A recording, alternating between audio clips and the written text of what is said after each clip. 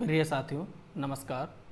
मैं आमिर खान, राजनीति विज्ञान का छात्र, आप सभी दोस्तों का हार्दिक अभिनंदन करता हूं, स्वागत करता हूं। दोस्तों, आज से हम संविधान की एक नई श्रृंखला शुरू करने जा रहे हैं और संविधान की श्रृंखला में मैंने जो आपके लिए वीडियो लेक्चर्स तैयार किए हैं, उनमें जो मैंने आधार सामग्री के रूप में कुछ पुस्तकों का उपयोग किया है वो निम्न प्रकार है। मैंने आधार सामग्री के रूप में एचआरडी मिनिस्ट्री द्वारा लिखित, मानव संसाधन विकास मंत्रालय द्वारा लिखित जो कॉन्स्टिट्यूशन ऑफ इंडिया है, जिसे आप बैरक्स भी कहते हैं, उसको आधार सामग्री के रूप में उपयोग किया है। उसके अलावा भारत की राजनीति विज्ञान के एक बहुत ही बड़े विशेषज्ञ हैं डॉक्टर डी बसु, दुर्गादास बसु, उनके द्वारा लिखित भारत के संविधान एक परिचय, उस पुस्तक को भी एक आधार सामग्री के रूप में उपयोग लिया है। इसके अतिरिक्त आप इस पुस्तक से जरूर चिर परिचित होंगे, एम लक्ष्मीकांत, भारत की राज्य व्यवस्था। प्रतियोगी परीक्षाओं में अगर देखा जाए तो छात्रों की जो राजनीति के क्षेत्र में जो पहली पसंद है वो है एम लक्ष्मीकांत द्वारा लिखित पुस्तक, जिसे मैंने आधार सामग्री के रूप में यूज किया है। इसके अलावा सुभाष कश्यप, कक्षा 6 से 12 तक एनसीईआरटी की पुस्तकें और आरबीएससी की पुस्तकों को मैंने आधार सामग्री के रूप में यूज लिया है। दोस्तों, आज जो हम टॉपिक पढ़ने वाले हैं वो है संविधान सभा। भारत का निर्माण करने के लिए भारत में एक संविधान सभा का गठन किया गया, लेकिन ये संविधान सभा क्या थी, इसकी मांग किसने की, सबसे पहले औपचारिक मांग किसने की, अंग्रेजी सरकार ने इसकी पहल किस प्रकार से की, भारतीयों की इस मांग को मानने में कितना लंबा उन्होंने समय लिया, उन सभी चीज़ों को, यानी कि हम जो ऐतिहासिक पृष्ठभूमि है उसको जान लें तो ज़्यादा बेहतर रहेगा। देखिए दोस्तों, भारत में अगर हम बात करें तो संविधान सभा की सर्वप्रथम मांग जो है वो मोहनदास करमचंद गांधी ने व्यक्तिगत रूप से 1922 में की। उन्होंने कहा कि भारत का संविधान एक संविधान सभा के द्वारा बनाया जाना चाहिए, जिसमें भारतीयों को शामिल करना चाहिए। और औपचारिक रूप से संविधान सभा की मांग जो की वो की थी BN राव ने, बेनेगल नरसिंह राव ने, जिन्होंने 1934 में अंग्रेजी सरकार से संविधान सभा की मांग की। इसी मांग को कांग्रेस के मंच से उठाने का जो श्रेय जाता है वो जाता है जवाहरलाल नेहरू को, जिन्होंने 1938 में कांग्रेस के मंच से कहा कि वयस्क मताधिकार के आधार पर एक संविधान सभा का गठन होना चाहिए। जो भारत की कांग्रेस की जो ये मांग थी संविधान सभा की, इस संविधान सभा की मांग को अंग्रेजी सरकार बहुत जल्दी नहीं मानती है। जो अंग्रेजी ब्रिटिश सरकार है वो भारतीयों की इस मांग को मानने की जो पहल दिखाती है वो दिखाती है द्वितीय विश्व युद्ध के समय। देखिए, सन 1939 में जब द्वितीय विश्व युद्ध शुरू हुआ और द्वितीय विश्व युद्ध में जो मित्र राष्ट्र थे उनकी शुरुआती स्थिति कुछ संतोषजनक नहीं थी, क्योंकि प्रथम विश्व युद्ध में मित्र राष्ट्रों का एक महत्वपूर्ण सहयोगी था जापान, जो इस बार ध्रुवीय राष्ट्रों की तरफ से लड़ रहा है, यानी कि जर्मनी की तरफ से लड़ रहा है, जो एशिया महाद्वीप के अंदर एक शक्तिशाली राष्ट्र बनकर उभर रहा है, जो एशिया के अंदर जितने भी ब्रिटिश उपनिवेश हैं उन सभी पर अपना कब्जा कर रहा है। अतः भारतीयों का सहयोग प्राप्त करना इंग्लैंड के लिए अनिवार्य था, लेकिन भारतीयों का सहयोग प्राप्त करने के लिए भारतीयों की मांगों को मानना भी जरूरी था। और फिलहाल भारतीयों की मांग थी, सबसे पहली जो मांग थी वो थी संविधान सभा के गठन की मांग, और ब्रिटिश सरकार ने इसी मांग को ध्यान में रखते हुए पहल शुरू की सन 1940 में। सन 1940 में भारत के जो तत्कालीन वायसराय थे, जिनका नाम था लॉर्ड लिनलिथगो, जिनका भारत में कार्यकाल 1936 से 43 तक रहा, उन्होंने भारत की दो प्रमुख राजनीतिक पार्टियों कांग्रेस और मुस्लिम लीग के समक्ष एक ऑफर रखा, एक प्रस्ताव रखा, जिसे कहा जाता है अगस्त प्रस्ताव, जो 8 अगस्त के दिन पेश किया गया, जिसमें कहा गया कि गवर्नर जनरल की कार्यकारिणी परिषद में अधिक से अधिक भारतीयों को शामिल किया जाएगा। अर्थात इसका मतलब यह था कि संविधान सभा में सभी भारतीय होंगे, ये जरूरी नहीं है, और यही बात अगस्त ऑफर को रिजेक्ट करने का आधार बनी। कांग्रेस और मुस्लिम लीग दोनों ने अगस्त ऑफर को डिनाई कर दिया, रिजेक्ट कर दिया, और अगस्त ऑफर को डिनाई करने के विरोध स्वरूप हम देखेंगे कि भारत में एक नया आंदोलन शुरू हो जाएगा, जिसे कहा जाएगा व्यक्तिगत सत्याग्रह आंदोलन, जिसकी शुरुआत महाराष्ट्र के एक स्थान से होती है, जिस स्थान का नाम था पनवार। महाराष्ट्र के पनवार से 17 अक्टूबर 1940 के दिन एक नया आंदोलन स्टार्ट होता है, जिसे आप व्यक्तिगत सत्याग्रह आंदोलन के नाम से जानते हैं। यहां से कई बार सवाल दिए जाते हैं कि भारत के प्रथम सत्याग्रही कौन थे, दूसरे सत्याग्रही कौन थे, तीसरे सत्याग्रही कौन थे। तो ध्यान रखिएगा कि भारत का प्रथम सत्याग्रही होने का जो श्रेय दिया गया है, जो भारत के प्रथम सत्याग्रही बने, वो थे आचार्य विनोबा भावे। दूसरे सत्याग्रही होने का गौरव प्राप्त हुआ पंडित जवाहरलाल नेहरू के लिए। और भारत के जो तीसरे सत्याग्रही बने वो थे पंडित ब्रह्मदत्त, जो भारत के एक अर्थशास्त्री थे, दादा भाई नेहरू जी की तरह है। इन्हें भारत का तीसरा सत्याग्रही माना जाता है। दोस्तों, अगस्त ऑफर के रिजेक्ट होने के पश्चात ब्रिटिश सरकार के ऊपर अमेरिका का दबाव बढ़ने लगा। इसी चीज को ध्यान में रखते हुए ब्रिटिश सरकार भारतीयों को मनाने की एक और कोशिश करेगी, और हम देखेंगे कि सन 1942 में ब्रिटिश मंत्रिमंडल के एक सदस्य सर स्टीफर्ड क्रिप्स भारत आते हैं और भारतीयों के समक्ष एक प्रस्ताव रखते हैं, जिसे हम क्रिप्स प्रस्ताव के नाम से जानते हैं। क्रिप्स प्रस्ताव 30 मार्च 1942 को पेश किया गया, जिसमें वही अगस्त ऑफर की बातों को दोहराया गया, जिसमें कहा गया कि गवर्नर जनरल की कार्यकारिणी परिषद में भारतीयों को शामिल किया जाएगा और मुस्लिम लीग को भारत में शामिल होने या ना होने की पूर्ण स्वतंत्रता दी जाएगी। दोस्तों, याद रखिएगा कि भारत के विभाजन की प्रथम ब्रिटिश स्वीकृति जो थी वो इसी क्रिप्स प्रस्ताव में निहित थी। कई बार ये सवाल पूछा जाता है, तो ध्यान रखिएगा कि भारत के विभाजन की प्रथम ब्रिटिश स्वीकृति जो है वो क्रिप्स प्रस्ताव में निहित है।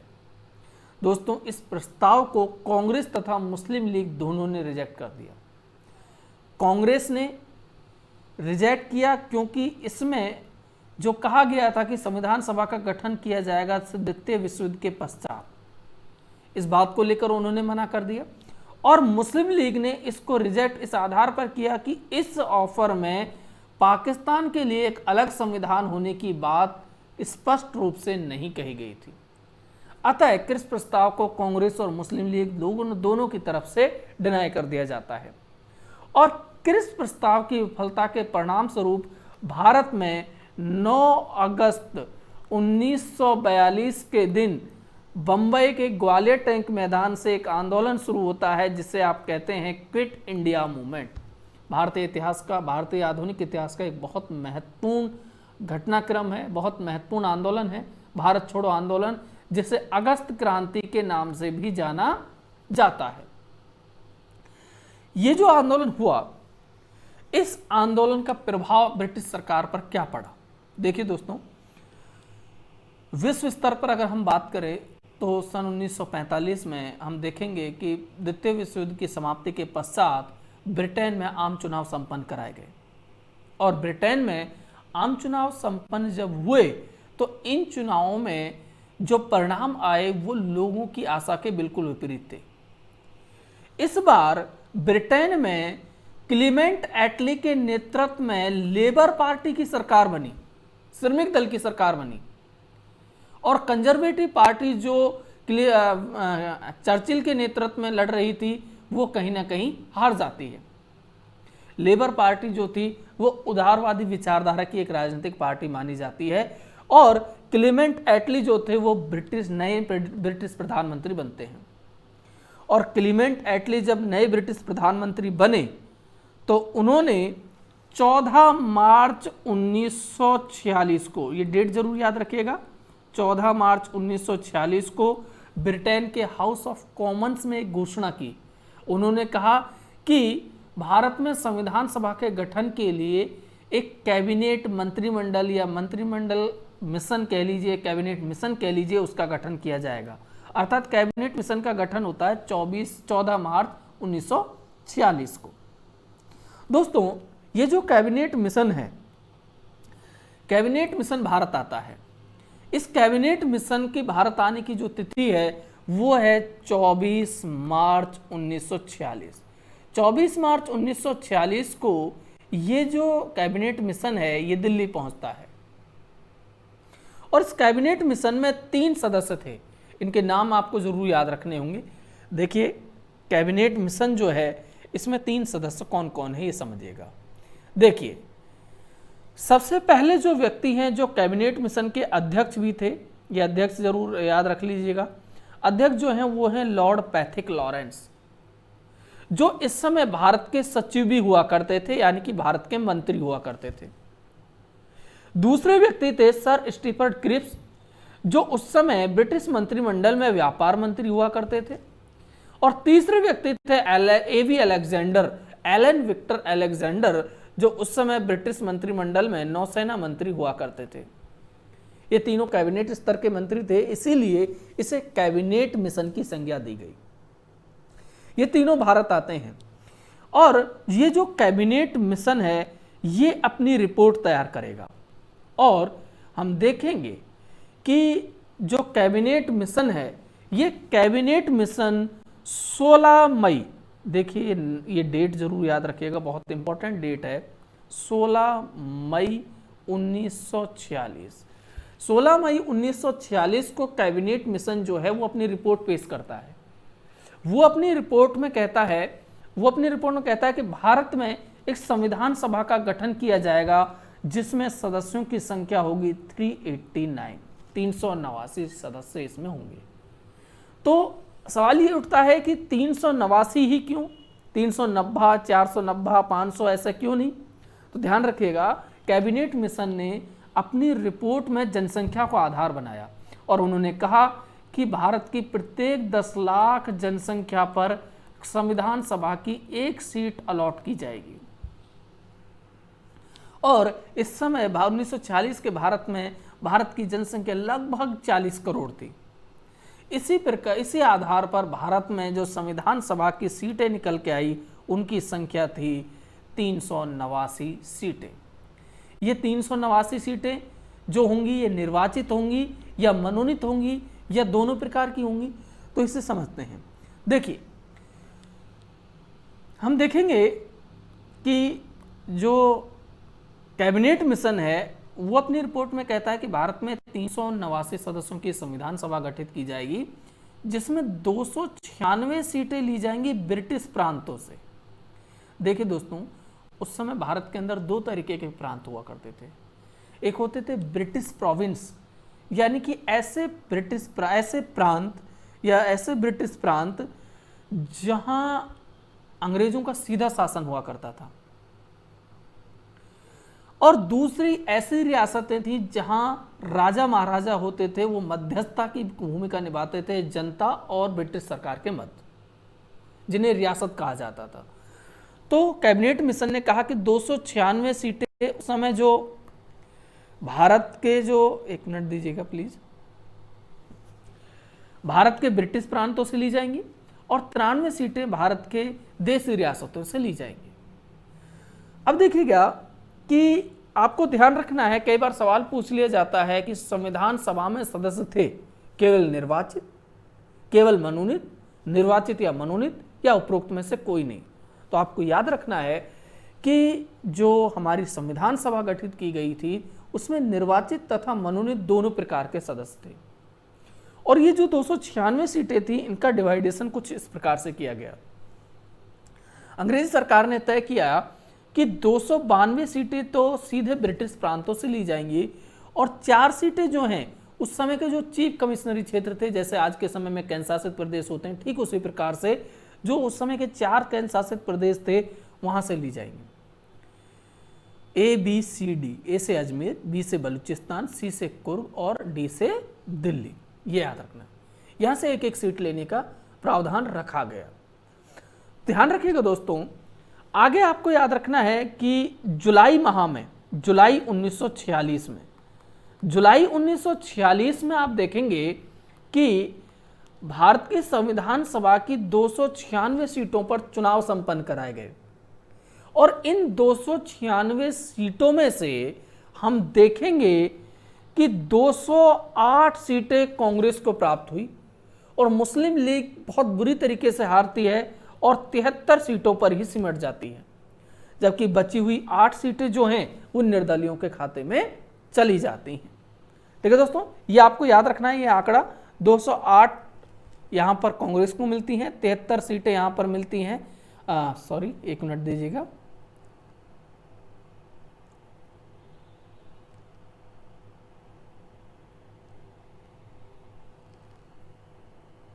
तिहत्तर सीटें मिलती हैं यहाँ पर मुस्लिम लीग को और 8 सीटें जो है वो निर्दलियों के खाते में चली जाती हैं। ठीक है दोस्तों, आगे बढ़ते हैं कि जो ये संविधान सभा है हमारी, इस संविधान सभा में जब चुनाव संपन्न हो गए तो कई बार सवाल उठता है कि सर संविधान सभा में डॉक्टर भीमराव अंबेडकर जो थे उनका निर्वाचन कहाँ से हुआ। इस बात को लेकर बच्चों के मन में काफ़ी सारा भ्रम रहता है, या मैं यूँ कहूँ कि वो काफ़ी ज़्यादा कंफ्यूज रहते हैं कि बंगाल से हुआ, कोई कहता है दिल्ली से हुआ। तो देखिए, ध्यान रखिएगा, अगर हम सवाल देखें कि भारत की संविधान सभा में जो डॉक्टर भीमराव अंबेडकर थे उनका निर्वाचन कहाँ से हुआ, और आपको ऑप्शन में बॉम्बे, ऑप्शन में आपको बॉम्बे या मुंबई, ठीक है, और दूसरा ऑप्शन बंगाल भी इसमें मिल जाता है, तो आप सही आंसर किसको मानेंगे? तो आपका सही आंसर होगा दोस्तों बॉम्बे। किस प्रकार, मैं आपको समझाता हूं। देखिए, संविधान सभा में जब 296 सीटों के लिए जुलाई माह में चुनाव संपन्न कराए गए तो डॉक्टर भीमराव अंबेडकर बॉम्बे से अपना चुनाव लड़ते हैं, लेकिन वो यहां पर चुनाव जो है वो हार जाते हैं। अतः उन्होंने मुस्लिम लीग की सहायता से जो पूर्वी बंगाल था, जो आज के समय में बांग्लादेश के नाम से जानते हैं, जिसे जानते हैं, वहां पर एक जगह पड़ती थी जैसर कुरला, जैसर कुरला। यहां पर जैसर कुरला से अपना चुनाव लड़ा और यहां पर वो मुस्लिम लीग की सहायता से जीत जाते हैं।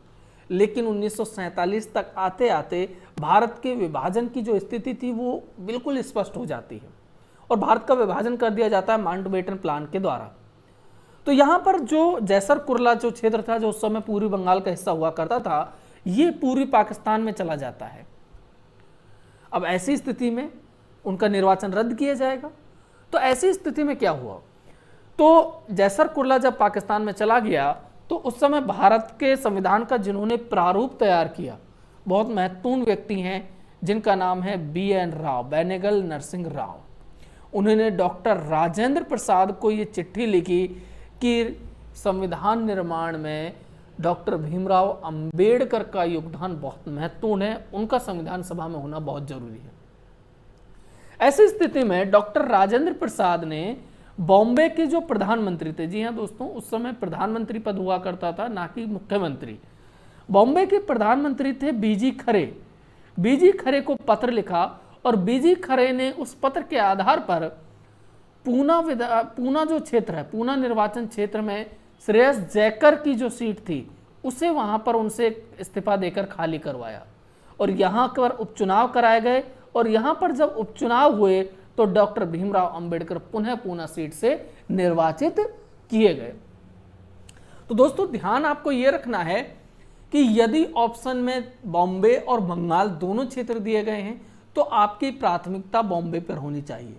लेकिन यदि सवाल की प्रकृति ऐसी है कि उसमें बॉम्बे या मुंबई जो है वो ऑप्शन में नहीं है, केवल बंगाल है, तो आपको गलत होते हुए भी बंगाल को ही टिक करना है, उसे ही मार्क करना है। ये आपको ध्यान रखना होगा। ठीक है दोस्तों, आगे बढ़ते हैं। देखिए, संविधान सभा के लिए चुनाव करा दिए गए और चुनाव होने के पश्चात हम देखेंगे कि भारत की पहली अंतरिम सरकार का गठन किया गया जिसमें 15 लोग शामिल हुए। ठीक है दोस्तों, हम देखेंगे कि इस अंतरिम सरकार का जो नेतृत्व दिया गया, जो अध्यक्षता की गई, वो लॉर्ड वेवल के द्वारा की गई। लॉर्ड वेवल की अध्यक्षता में हम देखेंगे कि एक भारत की अंतरिम सरकार का गठन किया गया जिसका नेतृत्व दिया गया जवाहरलाल नेहरू को। देखिए दोस्तों, कई बार सवाल पूछ ले जाते हैं कि अंतरिम मंत्रिमंडल में किस व्यक्ति को कौन सा मंत्रालय दिया गया। ठीक है, तो ऐसे सवालों को आपको याद करने के लिए आपकी स्क्रीन पर जो आप देख रहे हैं इसका स्क्रीनशॉट लेकर आप अपने नोट्स में ऐड कर सकते हैं। ठीक है, आपको ये चीज़ें याद रखनी है। फैक्ट बेस्ड सवाल यहाँ से खूब बनते हैं हर एक एग्जाम में, रेलवे हो, पटवार हो, पुलिस हो, तो आप इसका एक स्क्रीनशॉट ले लीजिएगा। ठीक है दोस्तों, आगे बढ़ते हैं। देखिए दोस्तों, याद रखिएगा कि 9 दिसंबर 1946 को भारत के संविधान सभा की पहली बैठक होती है। ठीक है दोस्तों, और ये जो पहली बैठक हुई, इस पहली बैठक में कुल जो लोगों ने भाग लिया वो केवल 207 लोगों ने भाग लिया, जबकि 296 सीटें पर चुनाव हुए थे। ठीक है, लेकिन भाग कितने ले रहे हैं दोस्तों? केवल 207। उसकी वजह यह है कि जो मुस्लिम लीग थी, मुस्लिम लीग ने संविधान सभा की इन बैठकों को बहिष्कार किया। जब ये सब कुछ हो रहा था तो उस समय जो भूतपूर्व ब्रिटिश पीएम थे चर्चिल, उन्होंने कहा था कि संविधान सभा की बैठकें ऐसा लगता है मुस्लिम लीग के बगैर जैसे बगैर दुल्हन के कोई बारात हो। ठीक है दोस्तों, तो ये थोड़ा सा ध्यान रखिएगा। ये उनका एक बहुत ही वक्तव्य है, एक जो पूछा कई बार यूपीएससी लेवल के एग्जाम्स में दे दिया जाता है। हालांकि मैं आपको जनरली बता रहा हूँ, ऐसी कोई बड़ी बात नहीं है, आप नहीं रख पाते तो कोई बड़ी बात नहीं है। एक दूसरी चीज याद रखना कि इन 207 सदस्यों में से कितनी महिलाओं ने इस संविधान सभा की पहली बैठक में भाग लिया? तो याद रखिएगा, केवल 15 महिलाएं। कितनी थी? 15। ठीक है दोस्तों, 15 टोटल महिलाएं थी, जिनमें से पहली बैठक में केवल 9 महिलाएं शामिल हुई। याद रखिएगा कि संविधान सभा में महिलाओं की कुल संख्या कितनी है? 15, जबकि प्रथम बैठक में कितनी शामिल हुई हैं? 9। ठीक है दोस्तों, जिनमें से कुछ प्रमुख महिलाएं जो हैं उनका नाम मैंने आपकी स्क्रीन पर शेयर किया है, आप इसका जरूर एक स्क्रीनशॉट ले लीजिएगा। और एक दूसरी बात जरूर याद रखिएगा, हाल ही में एक एग्जाम में पूछा गया था कि संविधान सभा में शामिल होने वाली एकमात्र मुस्लिम महिला कौन थी? तो ध्यान रखिएगा, वो थी बेगम अय्याज रसूल। मैं उनका एक पिक्चर आपके साथ शेयर कर रहा हूँ। ये बेगम अय्याज रसूल हैं, जो डॉक्टर भीमराव अंबेडकर के साथ आप जिनको देख रहे हैं, ये एकमात्र ऐसी मुस्लिम महिला हैं जो संविधान सभा में शामिल हुई हैं। ठीक है दोस्तों, आगे बढ़ते हैं।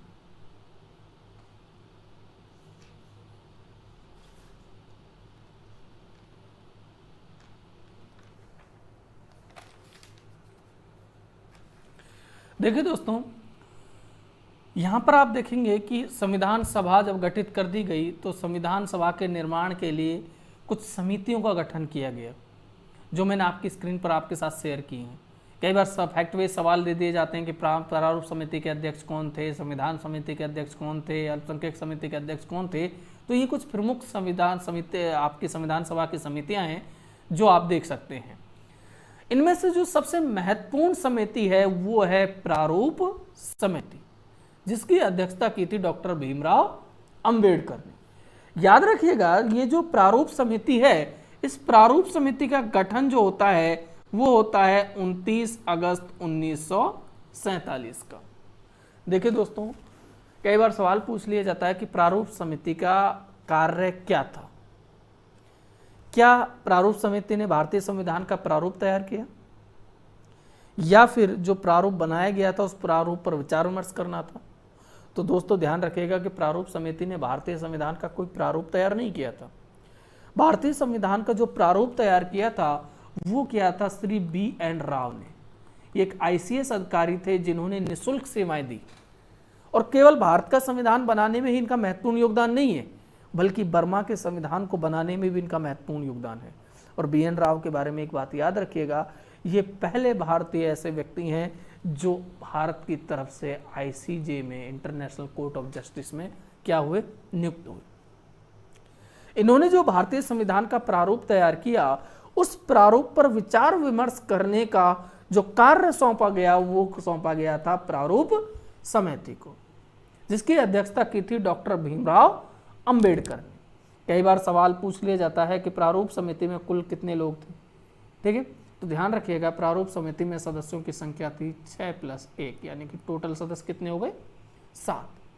ठीक है, उनके नाम आपको जरूर याद रखने होंगे। इसके अतिरिक्त अगर हम बात करें, कई बार प्रारूप समिति के बारे में पूछ लिया जाता है कि प्रारूप समिति में शामिल होने वाले एकमात्र मुस्लिम कौन है, एकमात्र कांग्रेसी कौन है। ठीक है, तो ध्यान रखिएगा प्रारूप समिति में शामिल होने वाले एकमात्र मुस्लिम जो हैं, जो मुस्लिम लीग की तरफ से शामिल हुए थे, वो थे मोहम्मद सादुल्ला। ये मुस्लिम लीग के व्यक्ति थे जो शामिल हुए। और अगर हम एकमात्र कांग्रेसी की बात करें तो एकमात्र कांग्रेसी जो थे वो थे KM मुंशी, कन्हैया मानिकलाल मुंशी, जो प्रारूप समिति में शामिल हुए थे। ठीक है दोस्तों, आगे बढ़ते हैं। अगर हम संविधान सभा की बात कर रहे हैं और राजस्थान की बात कर रहे हैं, क्योंकि हम राजस्थान के लिए पढ़ रहे हैं, राजस्थान के एग्जाम्स के लिए देख रहे हैं, तो राजस्थान के एग्जाम्स में पूछ लिया जाता है कि संविधान सभा में राजस्थान के कितने सदस्य शामिल हुए, और इसे लेकर काफ़ी सारी भ्रांति है, काफ़ी सारे कन्फ्यूजन है। बहुत सी गाइडों में 14 लिखा हुआ है, किसी गाइड में 12 लिखा हुआ है, किसी में 15 लिखा हुआ है, किसी में कितना लिखा हुआ है। तो देखिए, आपको बिल्कुल इसमें परेशान होने की ज़रूरत नहीं है। अगर हम बात करें राजस्थान की, तो राजस्थान से संविधान सभा में शामिल होने वाले सदस्यों की संख्या थी 14+1, यानी कि कुल कितने हो गए दोस्तों? 15। ये एक व्यक्ति जो हैं ये निर्वाचित थे। देखिए, जैसा कि मैंने आपको बताया, 4 चीफ कमिश्नरी क्षेत्र थे, जिनमें से एक था अजमेर मेरवाड़ा, जहां से मुकुट बिहारी लाल भार्गव को निर्वाचित किया गया था। और ये 14 लोग जो थे ये प्रजामंडल और देसी रियासतों से मनोनीत किए गए थे। तो संविधान सभा में राजस्थान से शामिल होने वाले सदस्यों की संख्या कितनी हो गई? 15। ठीक है दोस्तों, इनमें से कुछ सदस्य जो हैं वो बड़े इंपॉर्टेंट हैं, जिनके बारे में सवाल दिए जाते हैं। उनको याद करने का एक तरीका है, एक छोटी सी ट्रिक है, जब हीरा माटी गोदरा में सजे। ठीक है दोस्तों, हर एक अक्षर में एक नाम है, लगभग 12 सदस्य इसमें कवर हो जाते हैं। देखिए, जैसे जसवंत सिंह, वैसे बलवंत सिंह, ऐसे हीरालाल शास्त्री, रामचंद्र उपाध्याय, मानिकलाल वर्मा, टी कृष्णमाचारी, गोकुल लाल आसावा, दलील सिंह, राय बहादुर सिंह, मुकुट बिहारी लाल भार्गव, सरदार सिंह, जय नारायण व्यास। ठीक है, इतना भी आप याद कर लेते हैं तो ये आपके लिए सफिशिएंट है। ठीक है दोस्तों, अब देखिए दोस्तों, मैं आपको एक बात बताना चाहता हूँ कि कई बार सवाल दिया जाता है कि भारत का संविधान आंशिक रूप से कब लागू हुआ। ठीक है दोस्तों, तो एक चीज़ याद रखिएगा कि भारत आप देखेंगे, जब मैं आपको एक टॉपिक पढ़ाऊंगा इसके बाद, भारतीय संविधान की प्रस्तावना उद्देशिका। ठीक है दोस्तों, तो देखिए, जैसा कि आपको सबको पता है कि 13 दिसंबर 1946 के दिन संविधान सभा की तीसरी बैठक हुई, जिसमें पंडित जवाहरलाल नेहरू ने एक ऑब्जेक्टिव रिजोल्यूशन पेश किया, यानी कि एक उद्देश्य प्रस्ताव पेश किया, जिसमें कहा गया था कि भारत का संविधान कैसा होगा या होना चाहिए, उसे उद्देश्य प्रस्ताव कहा गया। और यही उद्देश्य प्रस्ताव आगे चलकर भारतीय संविधान की प्रस्तावना की नींव बनता है। इसलिए हम प्रस्तावना को उद्देशिका भी कहते हैं। ठीक है दोस्तों, देखिए, इस उद्देशिका में एक तिथि का उल्लेख किया गया है, जो कौन सी है? 26 नवंबर 1946। 26 नवंबर 1946 का एक जिक्र आता है। तो 26 नवंबर 1946 का इंपॉर्टेंस क्या है समझिएगा। 26 नवंबर 1946 वो डेट इंडिकेट करती है जिस दिन संविधान का निर्माण कार्य पूर्ण हो गया, यानी कि इस दिन हमारा संविधान बनकर पूर्ण हो गया। और इसी दिन हम देखेंगे कि भारतीय संविधान से जुड़े हुए लगभग कितने अनुच्छेद? 16 अनुच्छेद लागू कर दिए गए। बहुत सी किताबों में आपको ये 15 मिल जाएंगे, ठीक है, जो गलत है। 26 नवंबर 1946 को हम देखेंगे कि भारतीय संविधान के लगभग 16 अनुच्छेद लागू कर दिए गए थे। हाल ही में एक एग्जाम में पूछा गया कि अनुच्छेद 394 क्या है। अनुच्छेद 394 के संबंध में पूछा गया, तो देखिए दोस्तों, ये बहुत इंपॉर्टेंट अनुच्छेद है। ये क्यों इंपॉर्टेंट है? देखिए, अनुच्छेद 394 में उन सभी अनुच्छेदों का, उन सभी आर्टिकल्स का उल्लेख दिया गया है जो 26 नवंबर के दिन लागू कर दिए गए थे। अनुच्छेद 394 में ये बात है, जैसे कि अनुच्छेद 5, अनुच्छेद 6, अनुच्छेद 7, अनुच्छेद 8, उसके अतिरिक्त अनुच्छेद 9, अनुच्छेद 60, अनुच्छेद 324, अनुच्छेद 366, अनुच्छेद 367, अनुच्छेद 380, अनुच्छेद 380 के बाद अनुच्छेद 388, अनुच्छेद 391, अनुच्छेद 393, अनुच्छेद 394, ये कुछ महत्वपूर्ण अनुच्छेद हैं जो इस दिन लागू कर दिए गए थे। तो आप इस बात से बिल्कुल भ्रमित ना हो कि 15 अनुच्छेद लागू किए गए थे या 16। तो आप बिल्कुल इस बात से निश्चिंत रहें कि 26 नवंबर के दिन भारतीय संविधान से जुड़े हुए, खास करके नागरिकता से जुड़े हुए लगभग 16 अनुच्छेद लागू कर दिए गए थे। और जो अनुच्छेद लागू किए गए थे स्थिति में, उन सभी अनुच्छेदों का उल्लेख कौन से अनुच्छेद में दिया गया है? अनुच्छेद 394 में। ठीक है दोस्तों, और हम देखेंगे कि जैसा कि आप सभी को पता है कि जब संविधान बनकर पूर्ण हुआ, तो संविधान जब बनकर पूर्ण हुआ तो इस संविधान पर कुल कितने लोगों ने हस्ताक्षर किए? तो याद रखिएगा, मात्र 284। कितने दोस्तों? 284 लोगों ने इस पर साइन किए।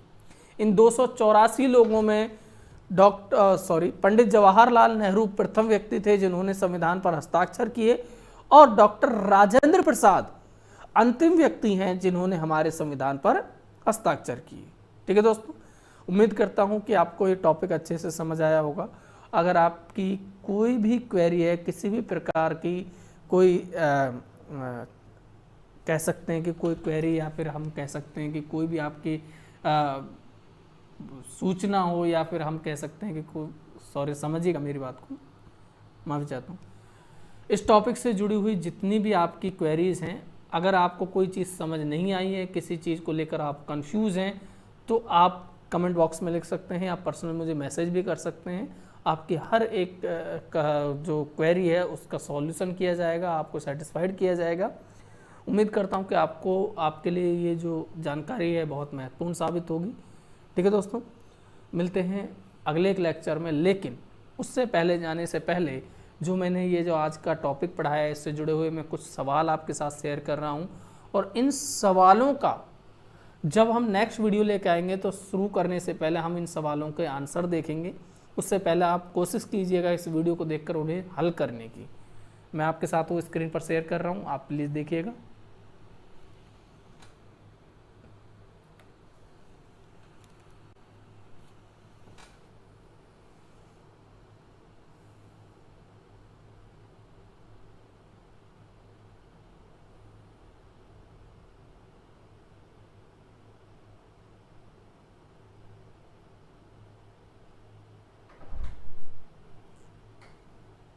ठीक है, ओके, आइए, थैंक यू।